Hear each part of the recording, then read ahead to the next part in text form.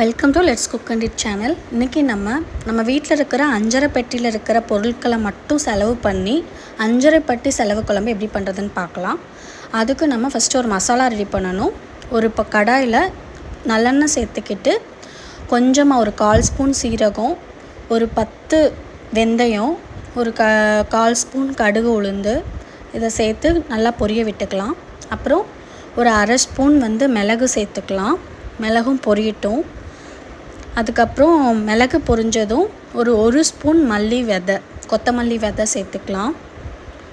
அதுக்கப்புறம் நம்ம காரத்துக்கு ஏற்ற மாதிரி வத்தல் சேர்த்துக்கலாம்.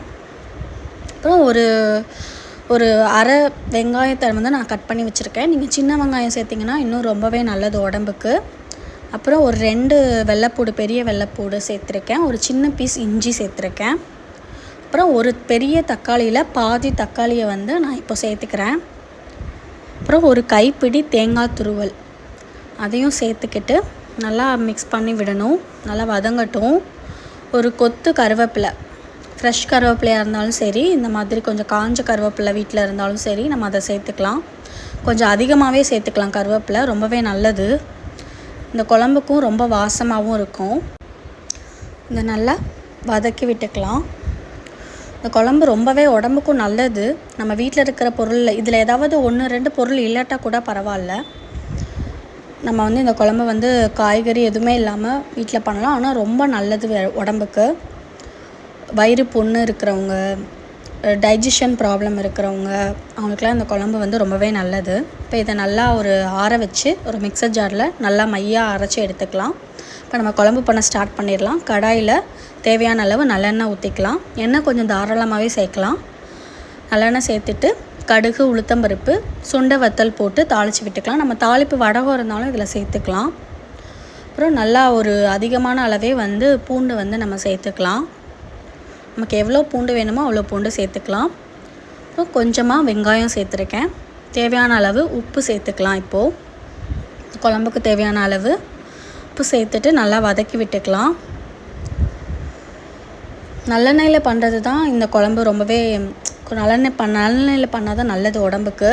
அப்புறம் நம்ம அந்த பாதி தக்காளி சேர்த்தோம் இல்லையா, அந்த மீதி தக்காளியை சின்ன சின்னதாக கட் பண்ணி இப்போ சேர்த்துக்கலாம்.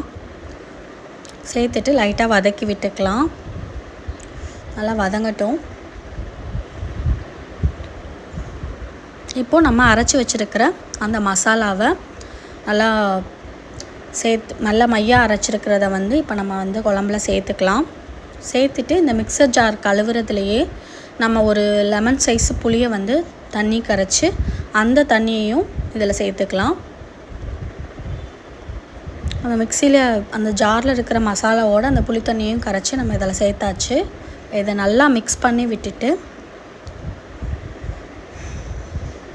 கொஞ்சமாக பெருங்காயம் சேர்த்துட்டு கொஞ்சமாக மஞ்சத்தூள் சேர்த்துட்டு இப்போ மூடி வச்சு 10லேருந்து 15 நிமிஷம் கூட நல்லா கொதிக்க வைக்கலாம். எண்ணெய் பிரிஞ்சு வர்ற மாதிரி. அவ்வளோதான், நம்மளோட அஞ்சரை பட்டி செலவு குழம்பு ரெடி ஆகிடுச்சு. எண்ணெய் பிரிஞ்சு வந்துடுச்சு. ரொம்பவே நல்லாயிருக்கும் இந்த குழம்புக்கு. இதுக்கு எந்த சைட் டிஷ்ஷும் தேவையில்லை. ஒரு வத்தல் வடகம் இல்லை வத்தல் இல்லை அப்பளம் மட்டும் பொரித்து இதை வச்சு சாப்பிடலாம். ரொம்பவே நல்லாயிருக்கும். இது கூட 2 நாளைக்கு 3 நாளைக்கு கூட நம்ம ஃப்ரிட்ஜில் வைக்க வேண்டிய அவசியமே இல்லை. வெளியில் வச்சு ஹீட் பண்ணி கூட யூஸ் பண்ணிக்கலாம். கண்டிப்பாக இது ரொம்பவே உடம்புக்கு நல்லது. நீங்களும் ட்ரை பண்ணி பாருங்கள். இந்த வீடியோ உங்களுக்கு பிடிச்சிருந்தா லெட்ஸ் குக் அண்ட் இட் சேனலை லைக் பண்ணுங்கள், ஷேர் பண்ணுங்கள், கமெண்ட் பண்ணுங்கள். தேங்க்யூ.